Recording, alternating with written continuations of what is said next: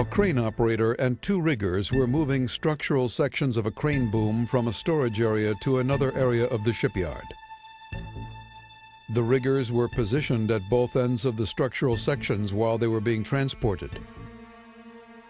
After the first section was delivered, the men noticed their original route taken to deliver the first section was now blocked by another working crane. Rather than wait for the crane to finish and move out of the way, they decided to take another route to the worksite. As they transported the second section, the 2 riggers focused their attention on keeping the load headed straight down the narrow path. All 3 workers failed to see the overhead power lines. The crane boom contacted these high-voltage power lines. 7,200 volts passed from the power lines through the wire rope into the suspended structural section to the rigger, who was still holding on to the section. The rigger was killed instantly.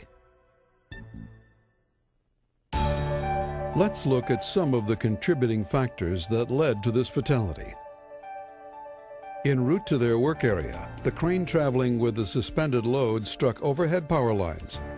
A safe route was not established before the crane was moved. A designated person must establish a safe traveling route for cranes. Equipment must not be operated or positioned within 10 feet of an energized power line. The rigger holding onto the load provided an electrical path to ground. Always use non-conductive tag lines to control loads. When practicable, tag lines should be clean and dry. Riggers assigned to assisting the movement of the crane and load must ensure sufficient distance is maintained between the extended boom of the crane and power lines. Ensure riggers are adequately trained to recognize crane hazards. It is recommended that power lines be clearly marked and visible, as well as other overhead hazards.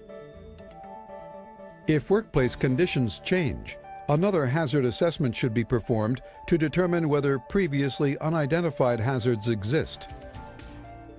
Although not contributing to the fatality, it is recommended that loads be carried no higher than necessary, normally waist high, to prevent contact with any other obstruction.